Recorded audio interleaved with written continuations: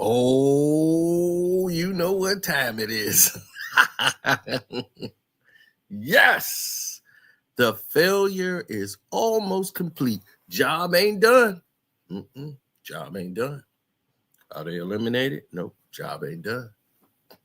Job ain't done yet. Once they eliminated, job is done. What's there to be happy about? Are the Lakers eliminated? Job ain't done.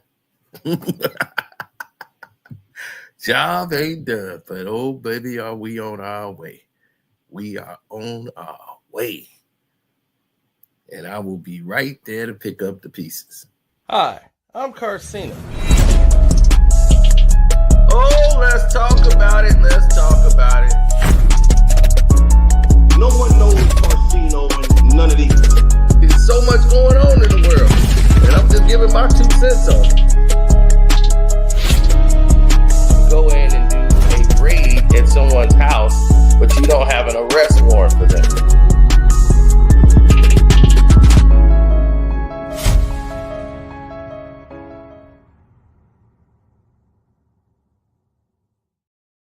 The head joke of the Los Angeles Lakers. Oh my God, I'm loving this. I'm loving it. I'm loving it. I am loving this too much. Hey, I want to let you guys in on a little secret. People in the front office of the Los Angeles Lakers don't like JJ Redick. They're not. Redick is not the guy they wanted as a head coach. Hence why they did the whole, we wanted to hire the guy from UConn to be the Lakers head coach. That coach and LeBron James would have butted heads before the first game even took place. They had to look like we were going after another coach because we don't want JJ Redick to be the head coach. But we have to appease LeBron James and our Laker fans, our core audience who know better. They know better. To look at this and say, what is the organization thinking? You see, you guys are not looking at this from a perspective of how the actual outside person is looking at it.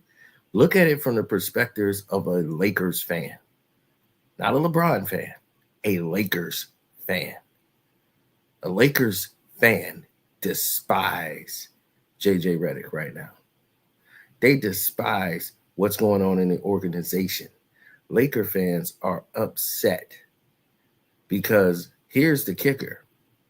The reason that they're upset, the reason that this has become such a big just conundrum of stupid and one big ball, and they couldn't get rid of it.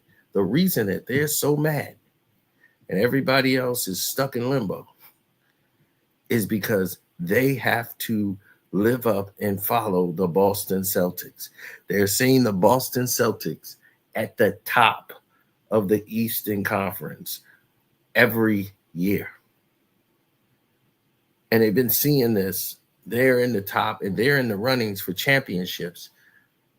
And they just won the 18th championship.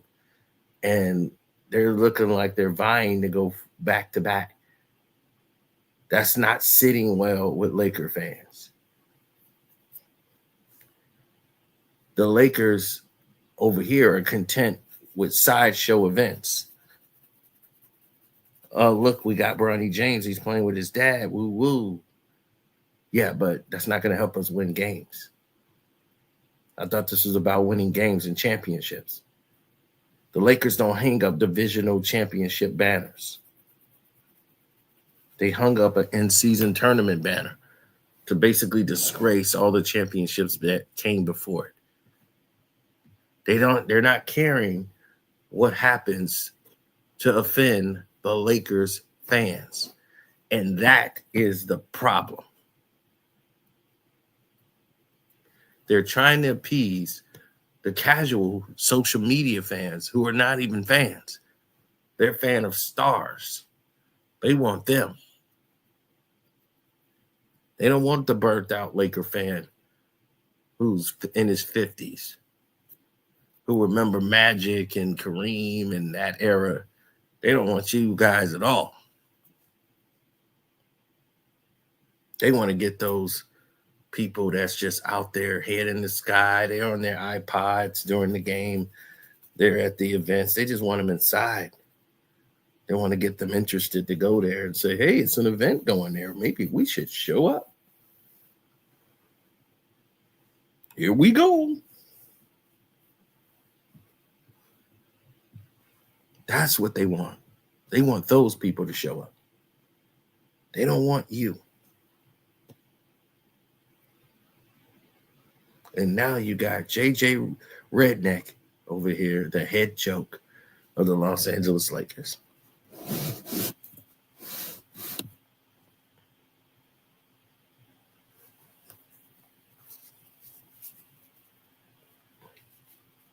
Because the joke's on you, Laker fans. Every year, the joke's on you. Because you're the one paying for it. You're the one that's got to suffer every year. Fighting to get in the play-in and all this crap. Because you want to cater to a bum who's doing nothing for your organization. He's doing absolutely nothing but bringing it down to the ground like I told you he was going to do, as he did in every other place he went. Everybody else is thriving without him. The Miami Heat, thriving. The Cavs, thriving.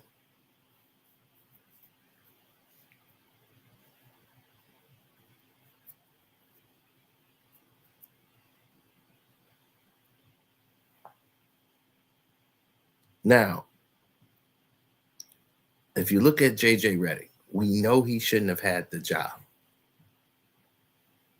Right? We knew that going into it. And they made it such a big emphasis that Darvin Ham had to go. And all these Laker fans came on here and said, yeah, Ham got to go. This is substitutions, man. And I told you, who did you want him to bring in? Who should have been in the game? We should have kept D'Lo in the game. For what? D'Lo's not going to stop anybody. That's why he kept pulling him. And then this season, D'Lo was going off on Ham, making it like it was Ham's fault. He was pulled. Right? And now D'Lo's coming off the bench. I don't see you going off about the white boy, D'Lo, like you did Coach Ham, disrespectfully.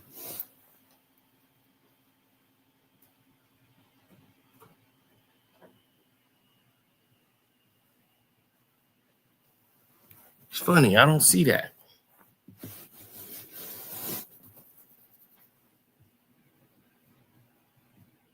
I don't see that from the head joke.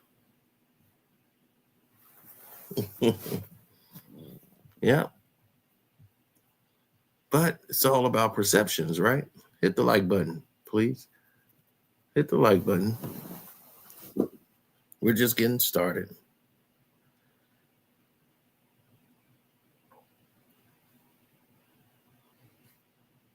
They don't want them on there. They're on the island.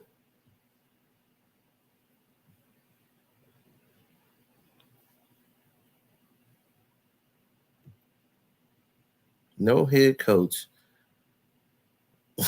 is going to coach this team. No, they're not going to coach it with LeBron on there because LeBron is stuck in his ways. LeBron don't want to be out. LeBron don't want to be outside the bubble.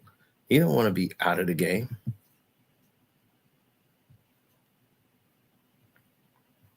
No.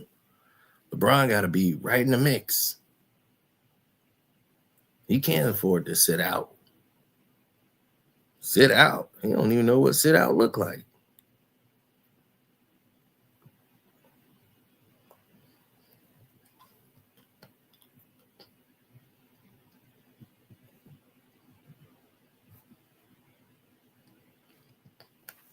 We got a 40-year-old guy who's playing all these crazy minutes, and he's doing nothing for your team.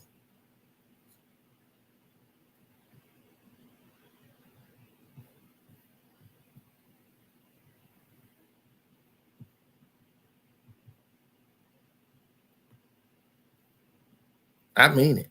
Like absolutely nothing for your team. Now you're going to have to answer the question saying, oh, LeBron goes 29. Who cares if he's scoring garbage points and he got points in garbage time? That's not allocating any wins on the court. So if you're not getting any wins on the court, then what are you doing it for?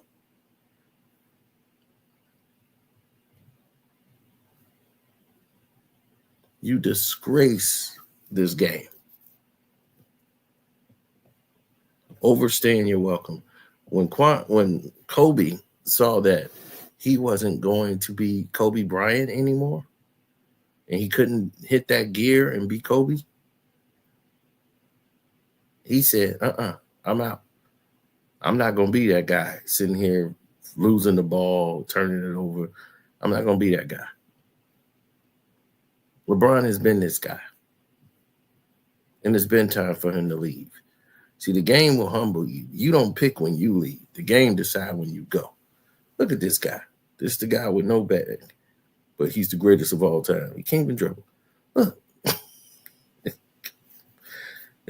This is your king. Oh, I got it. Come on. Watch this.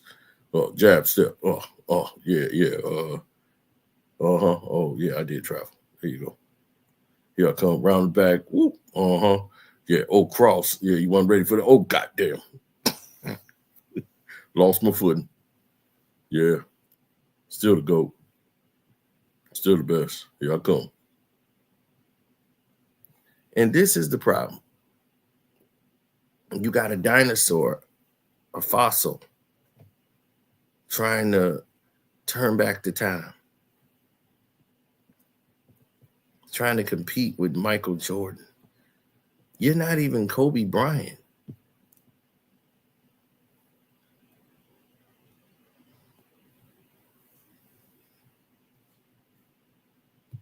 You're not even Michael Porter Jr.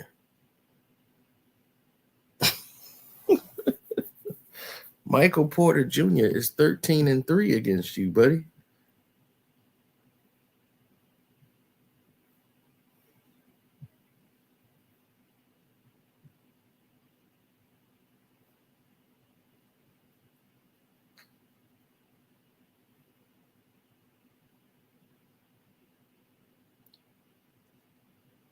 Sam Cassell should have been the coach of the Los Angeles Lakers.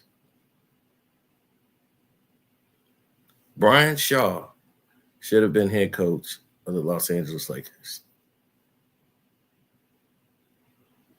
Okay, you have plenty of people that could coach the Los Angeles Lakers, but you don't have anybody that can coach LeBron. He's uncoachable. He's only going to torpedo your team and lure the team down the flames. And the sad part is, you know it. You know this to be true. But at the end of the day, you know what they're going to say? No, man, you just be hating. You just be hating on Bron. I almost think they're programmed to say that because they think like it's the right thing to say. You just don't like LeBron. Nobody likes LeBron. Let me tell you what happened when they hired JJ Redick. The Lakers interviewed him and said, yes, he knows a lot. He knows a lot about the plays. He knows about X's and O's. But they were concerned, how would the public respond to him?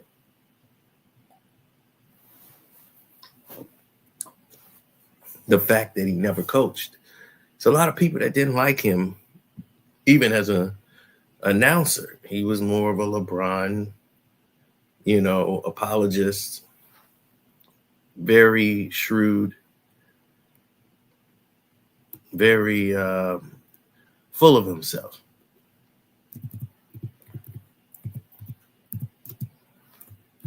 Narcissistic personality, can't be told anything, can't be wrong.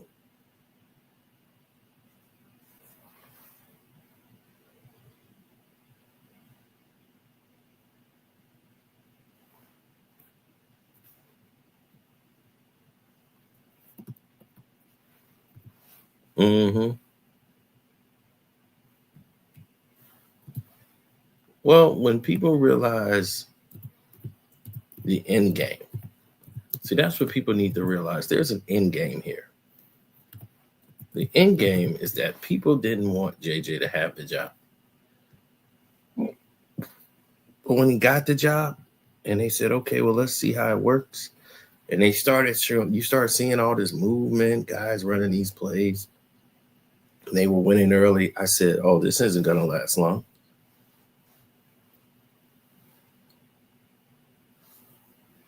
He's going to burn out.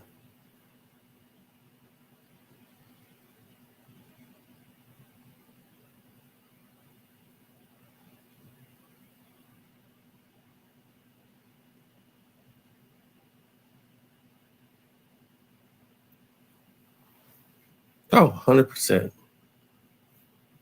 100%.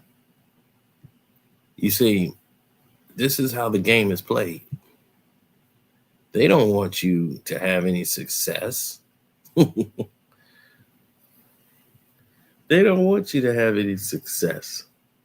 The game ain't played in here for JJ Redick. They didn't want you to have success. They wanted you to deal with LeBron. That's the only reason they hired you as a coach, because nobody else really wanted to deal with LeBron, because they would have to deal with him with kid gloves. Nobody wants to do that.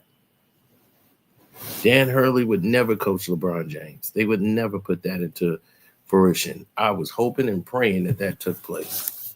That whole thing went down. They made it look like it's Dan's fault, but they might bring Dan there after the JJ experiment is over and they get back to being a basketball team again. But they would never bring that coach in to coach LeBron James. It would never work. Though they cannot coexist.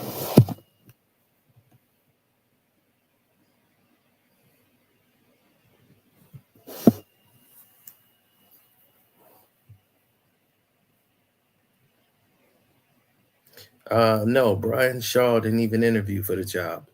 Sam Cassell didn't even interview for the job. They knew what they were doing.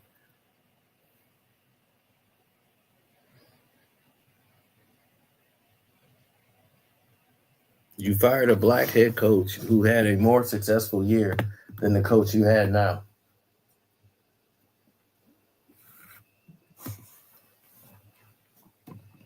With a promising rookie player that's providing, who you're starting now, and Dalton Connect. You're putting him in the starting lineup. So this guy has a much better lineup. And guess what they're doing?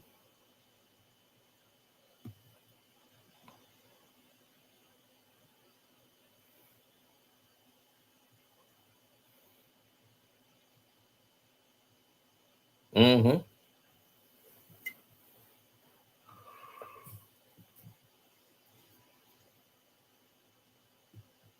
They're 12-10. They're 2 games above 500, and everybody's screaming for blood because they were doing much better under Darvin Ham. They scored more points. They didn't allow as much on defense. And when you show me JJ supposed to be the mind the game, that's why he's here, right? Because JJ can mind the game when others cannot. That's why JJ's here. He minds the game. And because he can mind the game so well, that's why they brought his ass in, right? That's what they sold you with this fake podcast show. The fake podcast show was for him to be able to mind the game for everybody at home, to sell y'all on the fact of him being a head coach without coaching nobody but 5th graders. He has no respect of the players. He has no respect to all these other guys. They look at him as all right, whatever.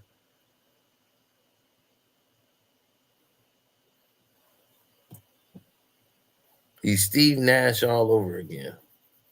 Yeah, but at least Steve Nash was an MVP basketball player who did know basketball. The problem with Steve Nash is that he really just did not know how to coach the guys because he never was really connected to them. That's why the whole sideline was the Phoenix Suns. Stoudemire, the head coach. So it was a coach by committee. So down the stretch, when it needs to be one voice, there's five voices going into the game. So that's what doomed the Nets. Down the stretch, you need a head coach that got control of the team and saying, okay, now here's what we're going to run. Now on the Nets, it's like five guys yelling instructions on what they should do in the last seconds of the game. And that's why they would lose. All JJ Redick could do was shoot the basketball. That was it. He couldn't assist, couldn't rebound, couldn't run a play correctly if you paid him.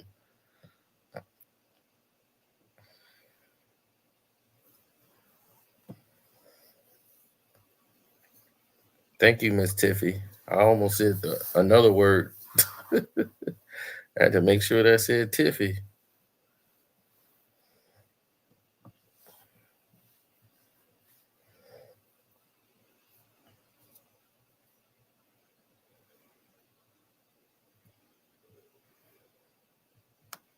Now, they're going to win the next game. I think they play Atlanta. They're going to beat Atlanta. Because if they lose to Atlanta, buddy boy, you can forget about it. Cancel Christmas. It's over.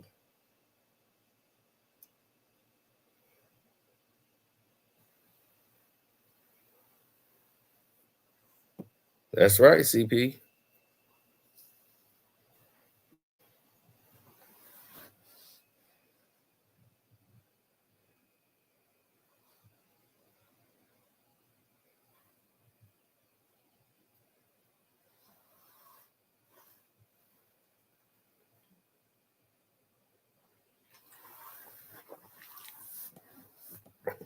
Now,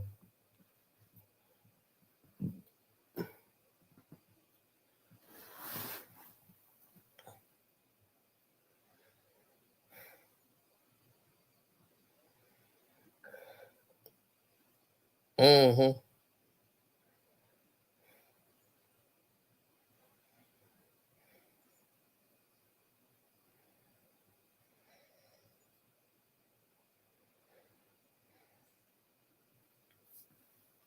Exactly. The Lakers are looking bad right now. The Lakers have been looking bad for a very long time. They've been looking bad for 6 years. Now, you've heard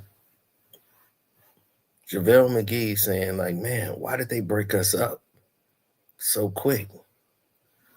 He was like, man, they just broke the whole team up.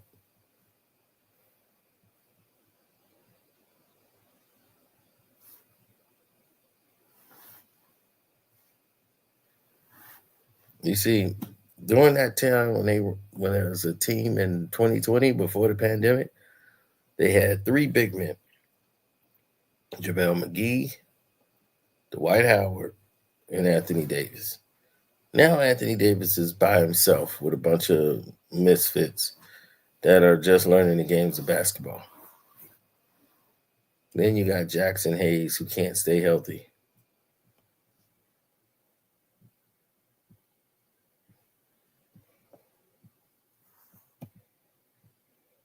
Oh, they destroyed the league trying to cater to this bum.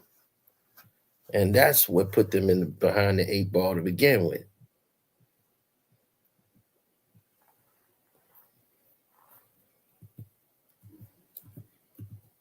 Now they say, well, what is JJ Redick doing wrong? Well, look at the game.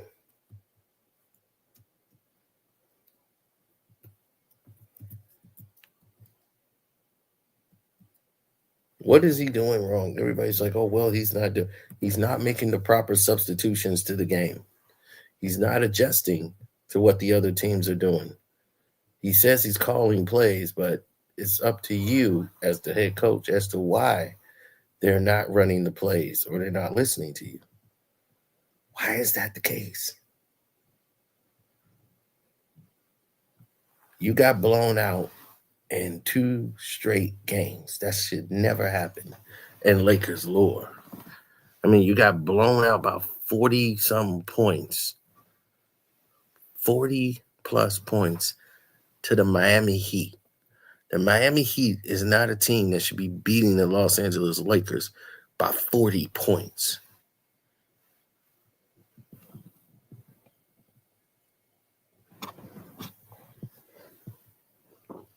You've won 2 of your last 6 games. No, I'm sorry. Let me rephrase that. He's 2 of his last 8 games. Let me put that in perspective. 2 of his last 8 games. Now, they're going to say, what? Hillbilly Kobe ain't there? That's the reason why? Oh, Hillbilly Kobe's been out. So you mean to tell me he's the reason? Y'all been losing games because y'all ain't got Hillbilly Kobe?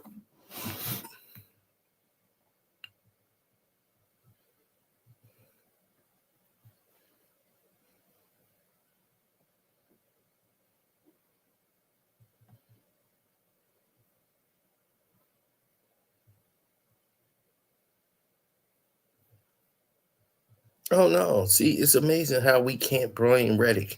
It's not Redick's fault, but they were blaming Darvin Ham since his inception into the league.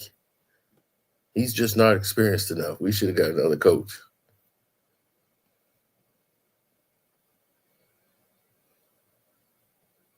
They fired Darvin Ham because they knew how he was going to coach Bronny.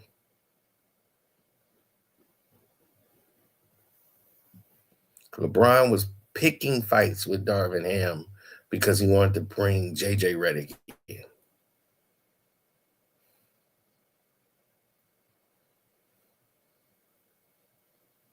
He twists the Lakers' arm to bring in this guy.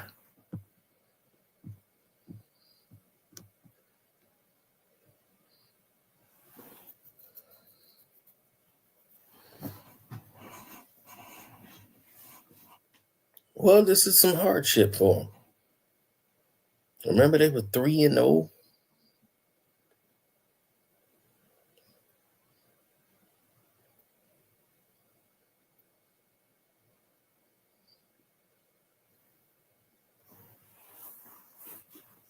Yeah, D-Lo, he was yelling at D-Lo. He was upset with him.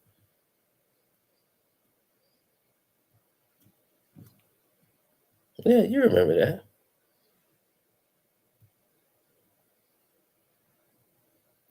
Lou Williams don't like the optics.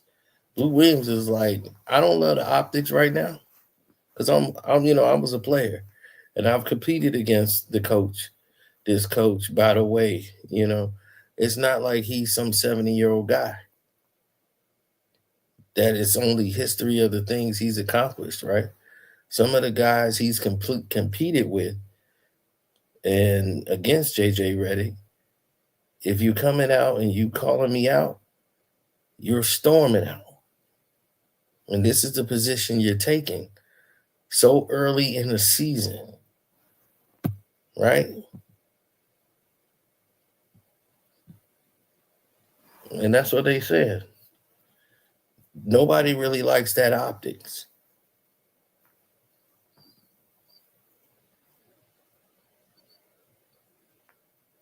You see, as a coach, having these kind of outbursts in today's time, what's going to happen when they actually go on a skid like the one they on now? What's going to happen, like, if he actually do have a misunderstanding and this is our level of communication this early on, right?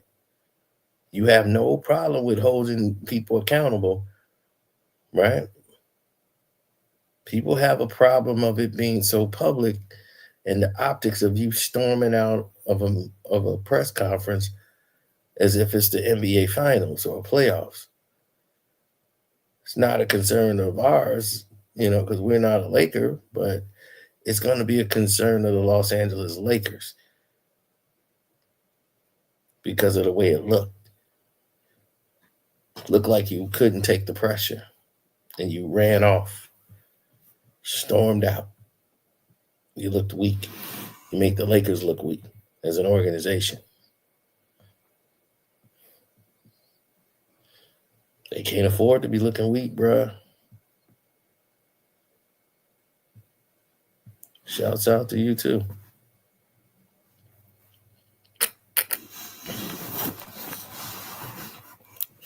So, they're going to come down to I spoke to Bron and everything is good now and the team gets it.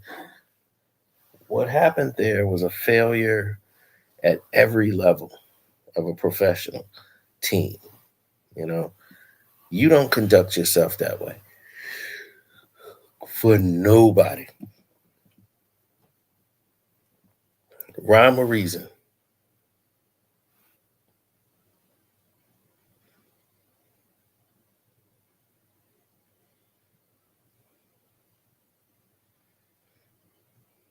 Exactly. He's already got chewed out for that. You can't do that. You don't storm out. You answer the questions and then you go. You tell them to rap, say one more, two more, whatever. They're not asking you anything that's storm out approachable.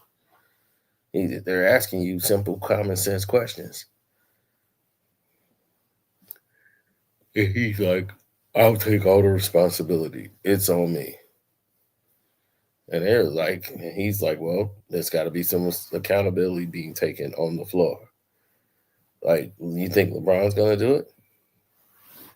You think LeBron's going to say this one's on me?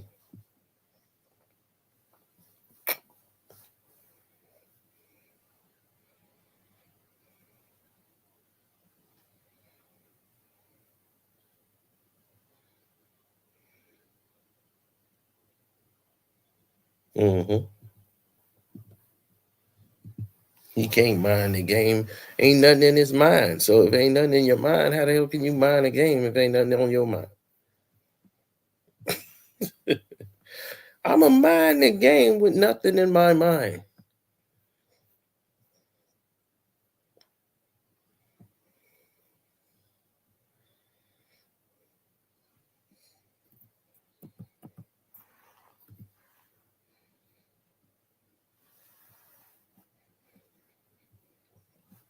Yes, hit the like button. Now, if you're calling plays and you're calling out reds and no one else is paying attention, they're not following the plays, and you got 5 guys on the floor,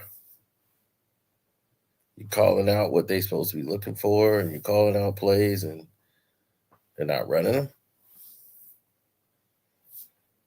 Yeah, it's a bit of a problem.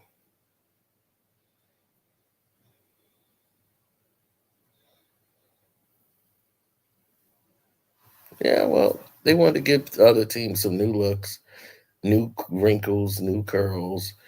You can teach an old dog new tricks, but he's still an old dog. JJ Redick getting fired by January. No, that's not happening. I wish, but it's not going to happen because they're not going to get put in that position.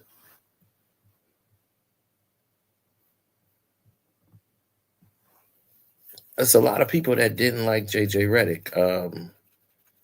Lou Williams is a guy that didn't like him too much as a player. David West really didn't like him too much as a player. Very arrogant, really, felt like the world was his. Dwight Howard dealt with him. Stan Van Gundy, did the best he could with him, but he really didn't see anything special out of JJ. Really thought he was a good player. When he brought him in, great collegiate player, wanted to find a way he could help the team.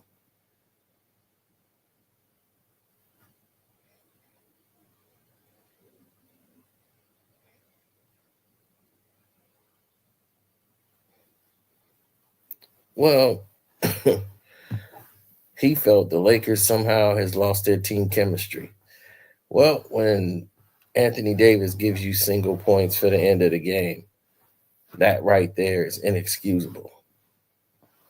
You're not going to beat any team with Anthony Davis scoring 8 points Then the game before that, he's taking 2 shots in the fourth quarter. It's like, come on, really?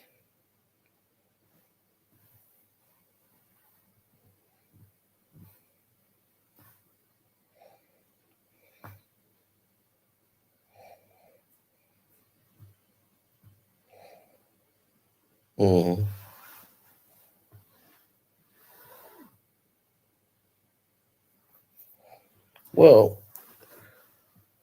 Well, the Lakers have a lot of things in work right now. So when Atlanta comes here, they're gonna have a meeting because they're trying to finalize these trades with Atlanta. So everybody's wondering who the Lakers are finna trade before the deadline. It always happens every year. It's the same old rendition. Who the Lakers finna trade? And then I tell you, this happens every year with y'all. It's like a broken record. And I'm like, okay, y'all be like, we good, we straight. Lakers finna roll, we doing all right. Y'all start losing. It's the coach's fault. This guy needs to be fired. He got to get off the team. Who we gonna get in the trade deadline? We got to make some trades and move some people. These guys are bums. We told you that 3 years ago. You do it every year. Then y'all make trades and they getting basically one scrub for another scrub. And y'all get all excited. Oh, we got him. We finna dominate now. You get him. He does nothing. Teams still lose. You go to the play-in. You win the play-in. You go to the playoffs. First round, whacked. Everybody's looking around. Don't know what's happening. Then it's all over.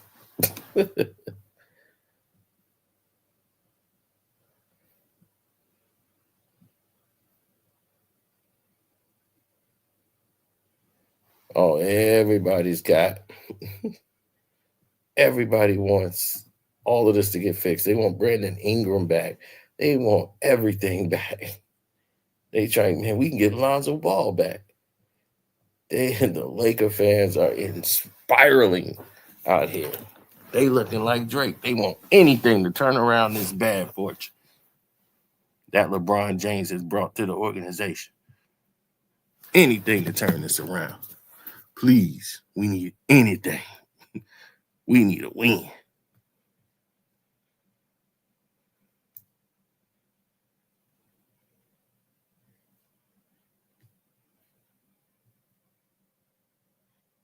Mm-hmm.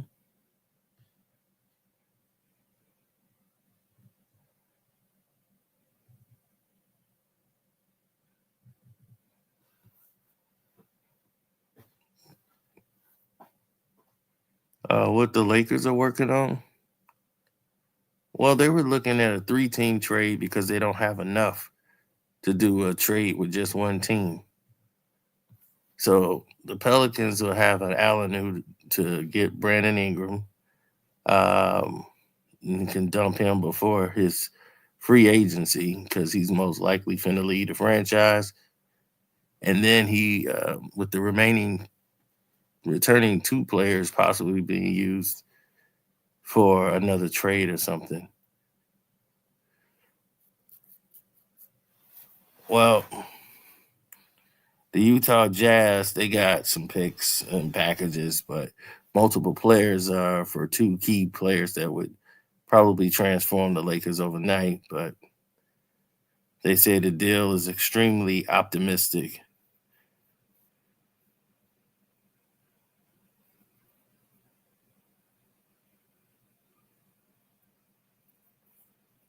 Yeah, they want that guy. I think his name is Luke.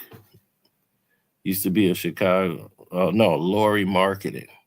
That's his name. The Lakers wanted Laurie Marketing on the team.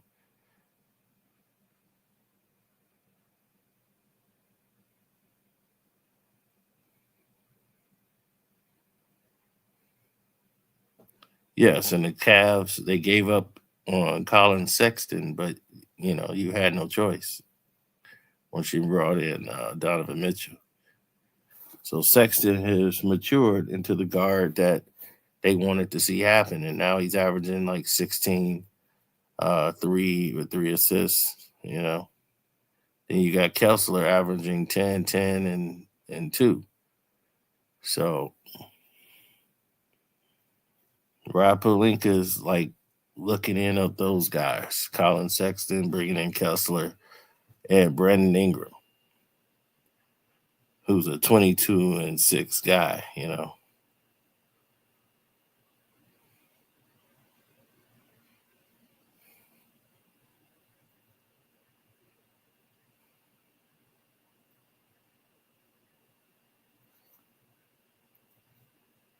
Mm-hmm.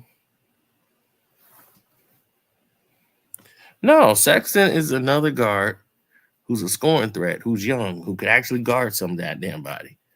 At least stay in front of him. The Lakers can play Kessler as their starting center, you know, while Anthony Davis can go back to power forward, you know, so he can still be the same guy he was, but ain't got to deal with the, you know, all of the red tape.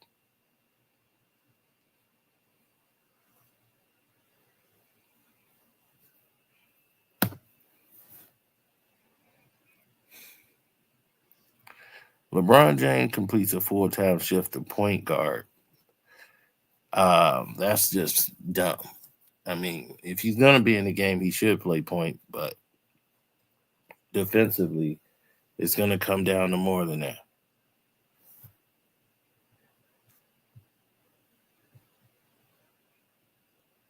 The Lakers will have to address the holes they have on the rosters, like backup guard play. They got big man depth problems. Jackson Hayes, you got Christian Woods, both of them on IR. Woods is going to be out the league. Jackson Hayes still might have a future.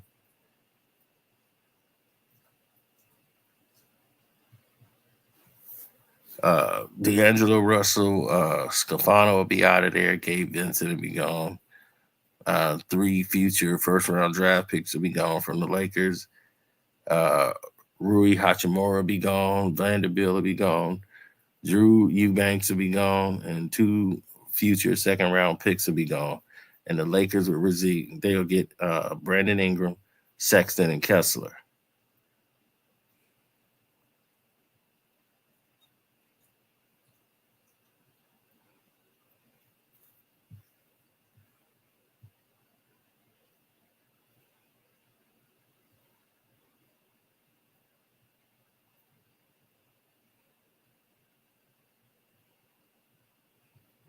I just gave you the whole rundown on what's going to be on the table. Even though they love Rui going to be out of there.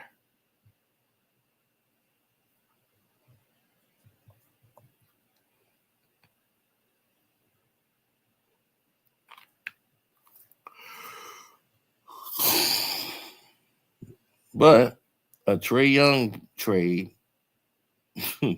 that influences them. They still wanted to get Murray, but Murray got injured, so they couldn't get DeJounte Murray. Couldn't get him on the team. So they tried to get him when he was in Atlanta. That didn't work. The Lakers should stop, like, really hiring guards. Get some forwards, get some big men, get some size on the court. It's just amazing to me how every other team can get better, and the Lakers can't get better at all, no matter who they get. And they got Dalton Connect.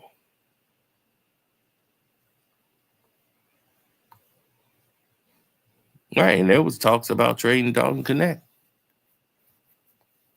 so that they can get a $215 million guard.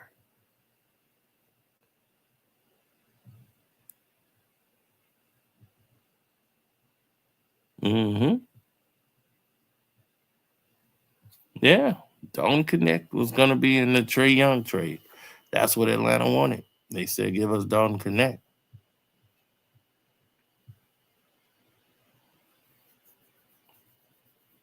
Dalton Connect was included in that trade.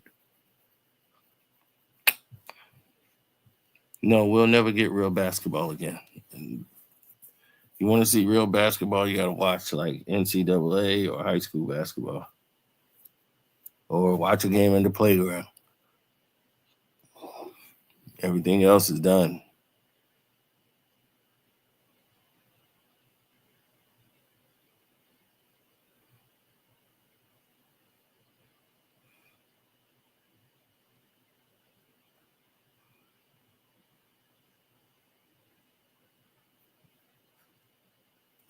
Yeah, that's a good question. Why mortgage your future when you don't have to? It's almost lunacy.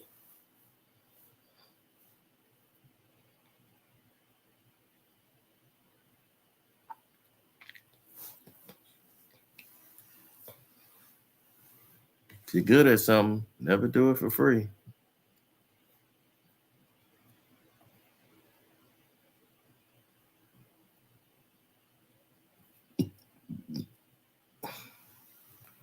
Why it didn't work?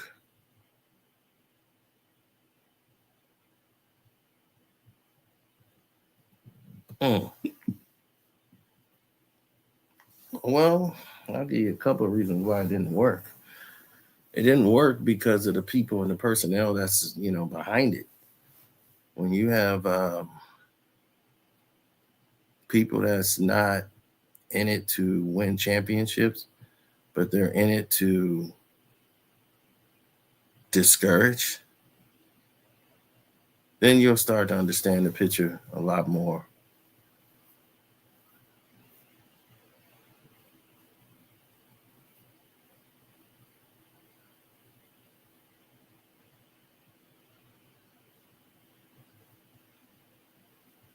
Right. You can't trade Christie or Dalton Connect. Those two can't be traded until after December the 15th. Um,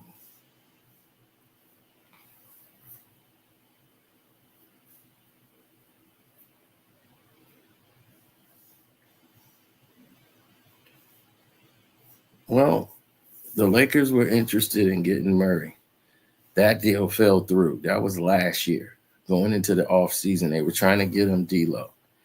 And they kept putting D'Lo in these different packages. And they were supposed to get the pick for Dalton Connect as long as in the trade. So now that the Lakers drafted Dalton Connect with the pick, they really want that pick still, Atlanta. They know they got the Lakers up against the wall. The Lakers are desperate because LeBron is desperate. So they saying, let's see what we can get out of them. We got Trae Young. Y'all want Trae Young, right? And you want him traded to LA. We want your 2029 first round pick, 2031 first round pick, along with Dalton Connect, who was the franchise pick with the 17th pick that they had in the draft that year. Trae Young is going to earn $43 million next year. So D'Lo, he's I think he get like 19 million remaining on his deal. So probably have to be part of the deal as a salary filler. So D'Lo would have to go because he's guaranteed 19 million from the Lakers. So with all of that put in play, you got talent like Max Christie, who the Lakers linked to a 4-year extension worth $32 million in the offseason.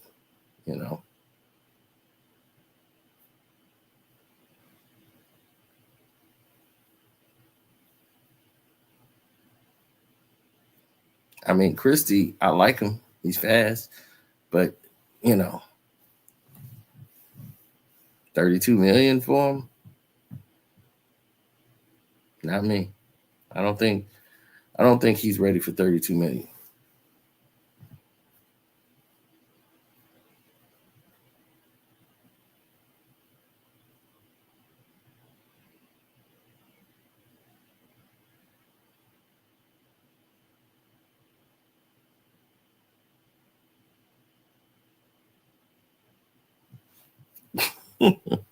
Crazy ain't even the word. LeBron is the one that's bringing the team down. He's a coach killer. Of course he is. It's LeBron James. That's what he does. This is the head joke. He's made an embarrassment of every coach he's ever had in this league. He's made an embarrassment of this entire franchise. It's like, I don't know when they're going to learn, but he neutralized you. You have no ability to coach the team because he's going to coach the team. You can't do your job. Head coach to general manager to nothing. When he comes along and he wants it his way and no other way. And that's a problem.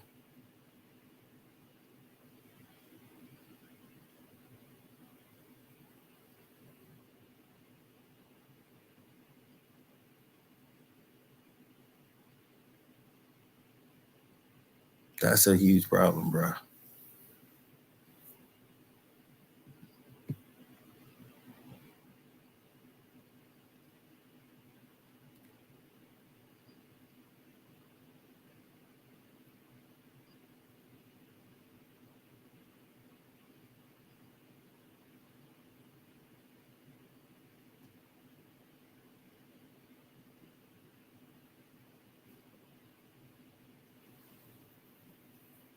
Didn't Frank Vogel and Mike Brown win Coach of the Year without LeBron? Absolutely. But with him, they didn't. How about that?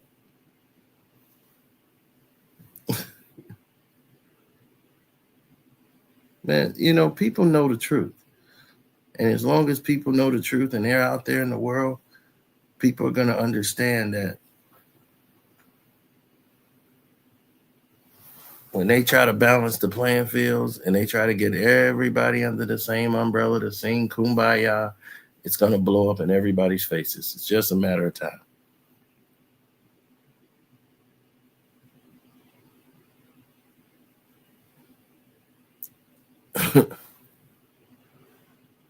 It's just a matter of time.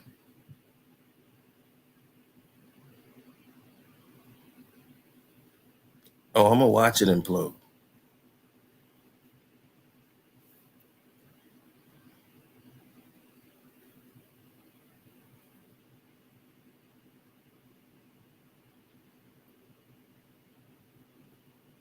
You see, the more the losses add up, the more of a problem it's going to be for the league because you can't keep masking it.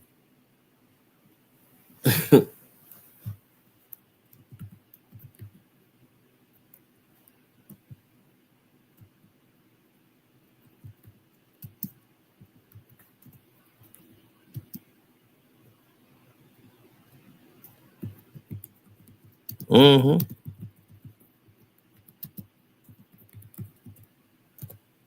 That's the problem right there. When you start speaking in those terms, you just said it. You just answered the question right there.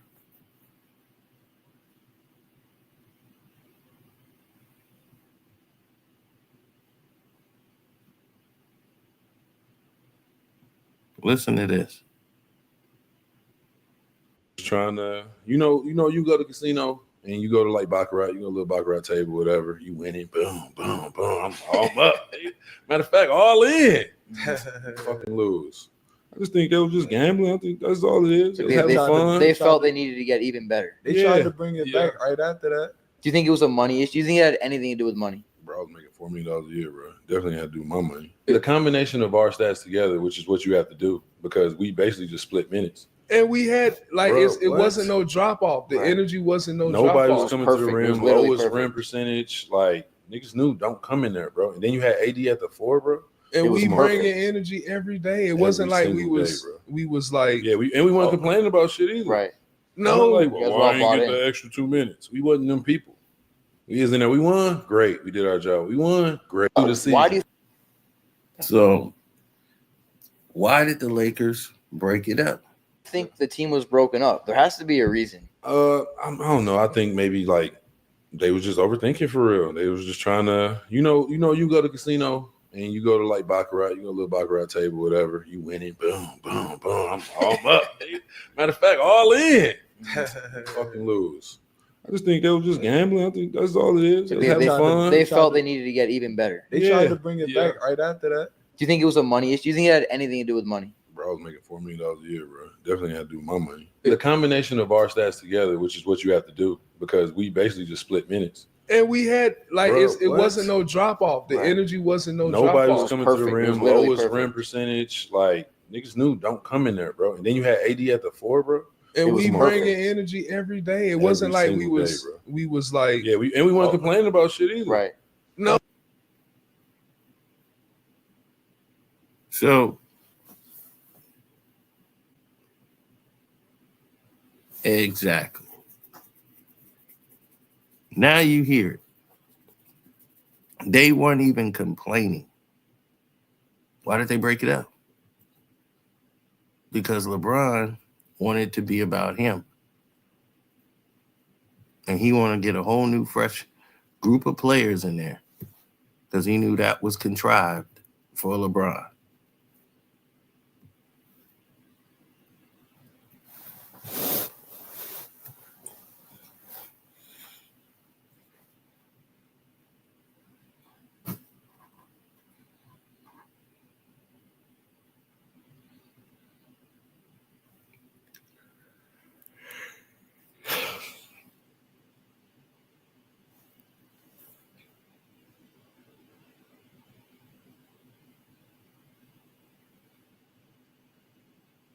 Thank you, John. Appreciate it. Hopefully you're on my Patreon because we're going to really expose a whole lot of stuff that's been going on behind the scenes.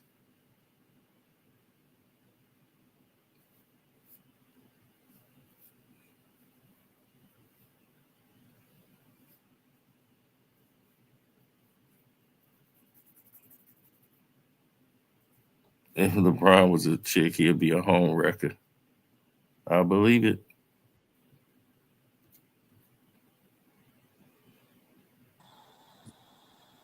Hello? What's up? Oh, well, they got out.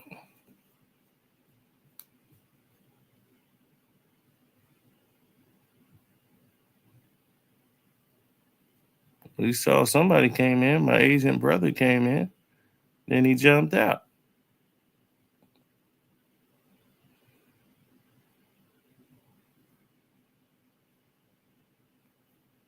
How? I'm right on the microphone.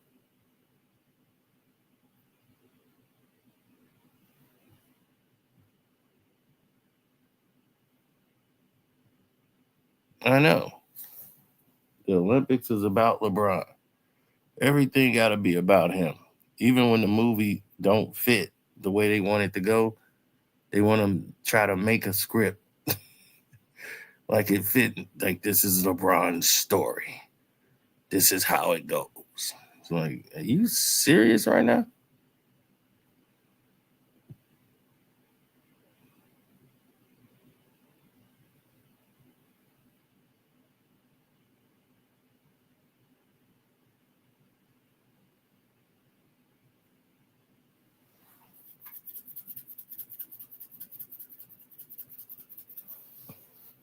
Oh yeah, it's a big problem. Because when they lay it all out, they done. That's it. Now the rest, I'm gonna put on the Patreon because, yeah, my Silver Slipper was a little. He's a little bit ticked off about Shaquille O'Neal and everybody is speaking basically against, what's going on with Bronny and the NBA, and they don't mind people saying their opinions, but it's just like too negative.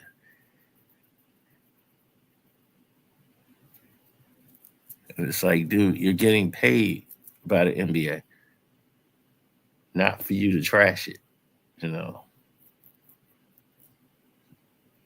And now with this new ABC deal that they got with TNT, they're going to really have to tone back a little some of the things that they were saying.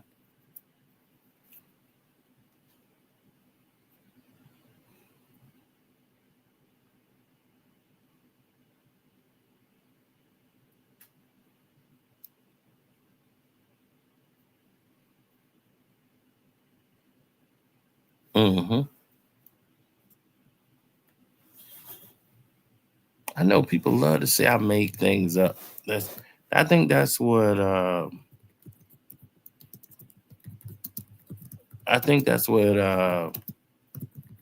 gets me the most is that they immediately go to I made something up.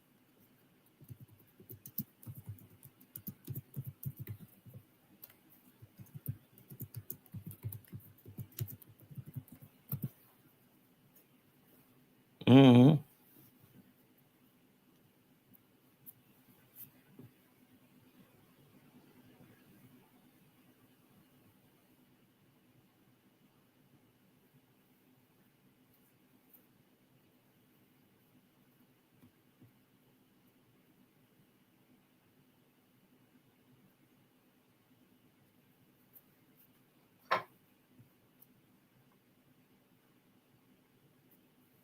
Yeah, well, that's what was going to happen.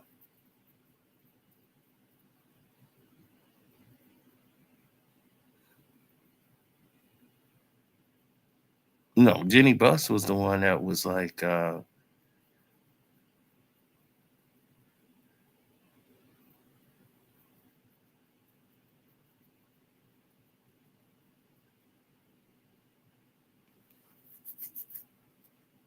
right. Jenny Buss said Russ was the best player on the team. All the other teammates would say Russ was the best player on the team. When Austin Reeves got COVID, the only player that checked up on him was Russell Westbrook and said, hey, man, why you stranded out there? Because he couldn't even fly back with the team. So he said, hey, while you out there, if you need anything, I got a guy out there. He'll help you. You know, he'll come bring you something like food and stuff like that because you can't leave. He was the only guy that checked on him. Everybody on that team said Russ was the guy.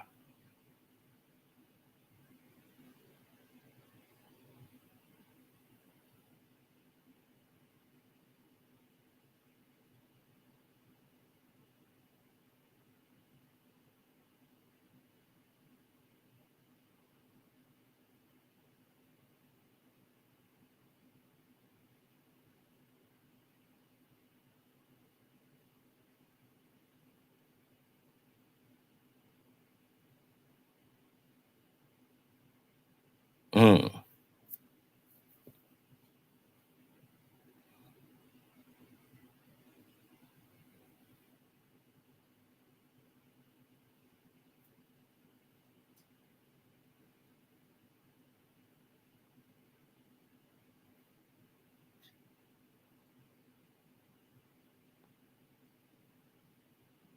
Yeah, listen to this.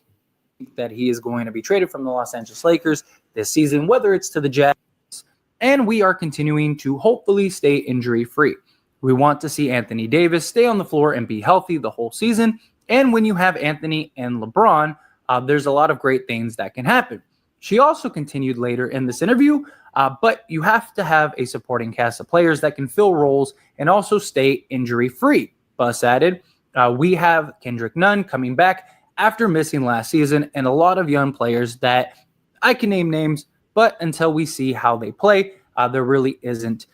We have to give Darvin Ham all of the time and resources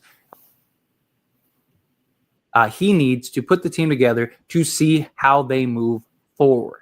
So, Jeannie Buss in this interview is talking about how, LeBron and Anthony Davis, they're the duo that can, you're never out of the season. You're never out of a game. You're never out of the playoffs. They are both that good. Mentioned Kendrick Nunn as a returning asset, which I am extremely high on Nunn. I've been a huge advocate and supporter and even defender of Kendrick Nunn here on this channel. But beyond that, the interesting thing is you don't see any mention of Russell Westbrook. And they obviously acquired Patrick Beverley, and Patrick Beverley is a great trade. But we've all kind of said, the trade doesn't really make sense unless the Lakers are going to make some other trade. And the idea is, again, Patrick Beverley comes to Lakers, thus making Russ expendable. Beyond that, we also have too many guards, just small guards and point guards in general, besides LeBron James, who's going to be, primary ball handler 99% of the time and is going to run as point on most of the occasions. Now, this could be absolutely nothing. It could just be, she's doing the interview, just talking about, her two stars in LeBron and Davis. and then just, mentioning the role guys, role players, and mentions Kendrick Nunn.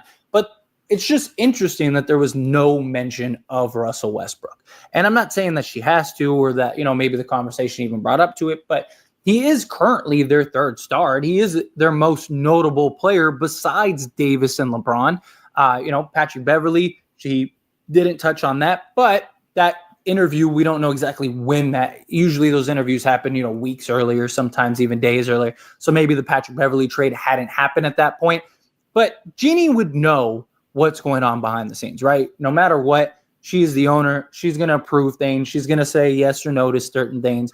And therefore, she would know what is going to happen with Russ. She would know if Russ is going to be on this roster or he's going elsewhere. He was gone, and they know it. This guy was going all the way around in a circle to tell us the obvious. He's oblivious. This is what Laker fans do. They're delusional until the decision and the hammer comes down.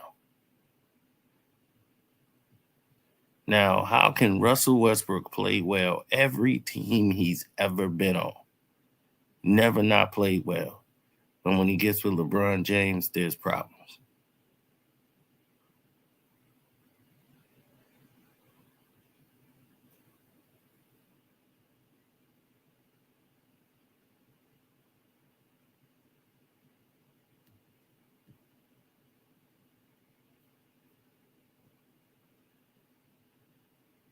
The Lakers are coming off what could very well be the most disappointing season in team history, and the franchise's management isn't happy.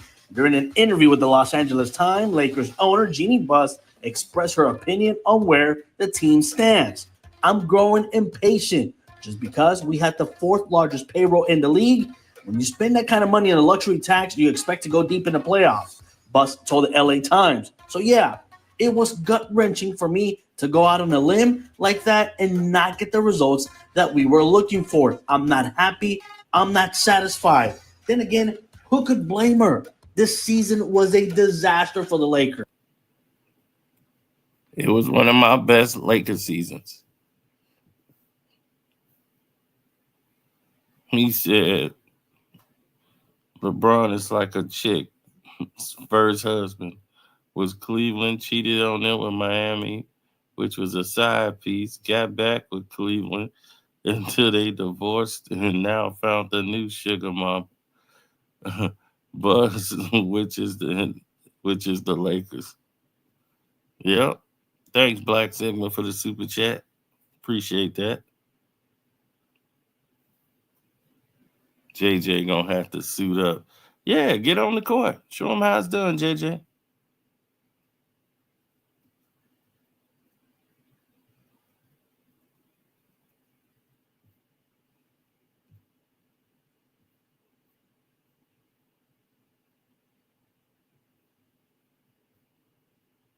Oh, what's JJ problem?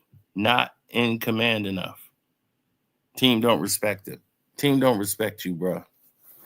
Let me start off with the whole JJ rundown. JJ, here's your rundown. 1, team don't respect you, bro. They don't. They don't respect you. Why should they?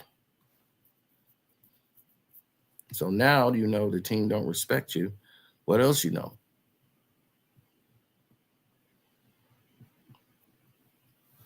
The plays that you run on offense, yeah, that's cool. But you got guys who you really have to work with to become good. You can't train 4 or 5 guys when the whole team needs to train.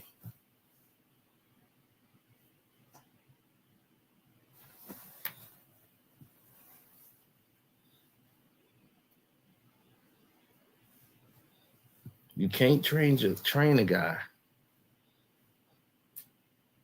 8, 9 different ways when everybody needs to train.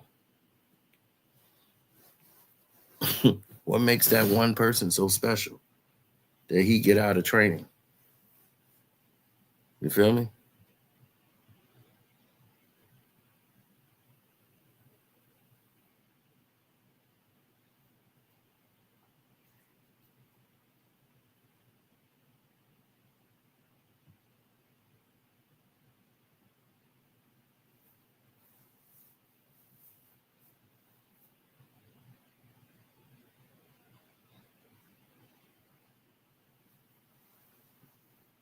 The Lakers was minus 138 with LeBron James on the floor. Jesus.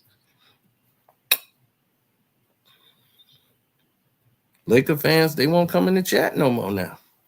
They know it's over.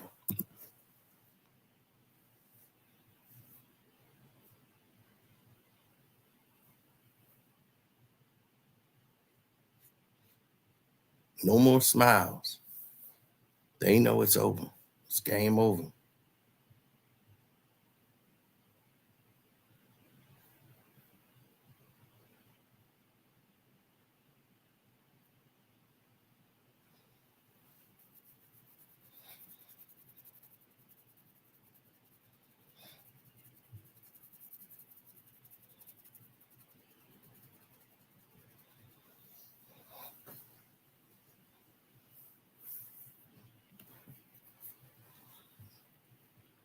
Mm-hmm.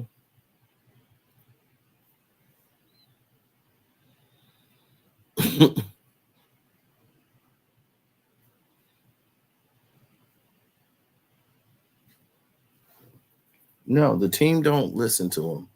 He can't coach and make adjustments on the fly. He doesn't have a system or a starting five that he's continuously going to stay with and back with and say, okay, here's my second unit, or so-and-so gets hurt, here's my adjustments. He doesn't have that in place because he's too busy coaching by the numbers. And once his numbers is disrupted, now he's got to make changes and see what happens because he doesn't trust any decision he makes. And you break the bond you have with the players. D'Lo's not going to be connected with the team if he knows that, hey, I'm going to get traded anyway, getting my $19 million, I don't care. Then you got the rest of the guys playing like we're carrying this guy who's quitting on every other play.